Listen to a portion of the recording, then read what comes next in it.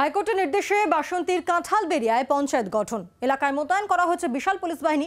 অভিযোগ, তৃণমূল কংগ্রেসের গোষ্ঠীদ্বন্দ্বের জন্যই গঠিত হয়নি পঞ্চায়েত। প্রধান নির্বাচন ঘিরে মূল ও যুব তৃণমূলের মধ্যে দ্বন্দ্ব। প্রধান নির্বাচন ঘিরে মূল ও যুব তৃণমূলের মধ্যে দ্বন্দ্ব, যার জেরেই গঠন করা হচ্ছিল না। অবশেষে হাইকোর্টের নির্দেশেই আজ পঞ্চায়েত গঠন।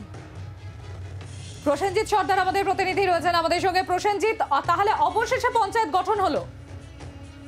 একদমই তাই। দেখো, সম্প্রতি সকাল থেকে কিন্তু এই পঞ্চায়েতকে গঠনকে কেন্দ্র করে বিশাল পুলিশ বাহিনী ঘটনাস্থলে আছে এবং বাসন্তী হাইওয়ের ওপর এই কাঁঠালবেড়িয়া পঞ্চায়েত এবং পঞ্চায়েত গঠন বা পঞ্চায়েত ভোট হয়ে যাওয়ার পরে এই পঞ্চায়েত ভোট গঠন হচ্ছিল না।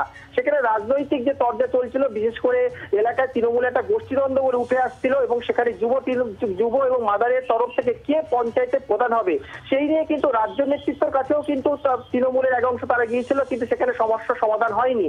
বাধ্য হয়ে হাইকোর্টের নির্দেশে আজকের সেই পঞ্চায়েত গঠন হচ্ছে। সকাল থেকে যেখানে সেই পঞ্চায়েতের সামনে যাওয়ার 144 ধারা জারি করা হয়েছে, পাশাপাশি কয়েকশো পুলিশ সেখানে মোতায়েন করা হয়েছে। বেশ কয়েকটি দক্ষিণ চব্বিশ পরগনা থানার আধিকারিকরা সেখানে আছে এবং সেখানে যাতে কোনো অপ্রীতিকর ঘটনা না ঘটে তাই জন্য কিন্তু এই কড়াকড়ি ব্যবস্থা, সেটা আমরা প্রশাসন সূত্রে জানতে পারছি।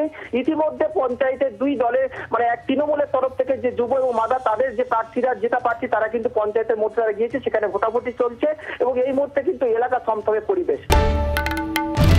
বাংলার আওয়াজ, বাঙালির আবেগ, জি 24 ঘন্টা।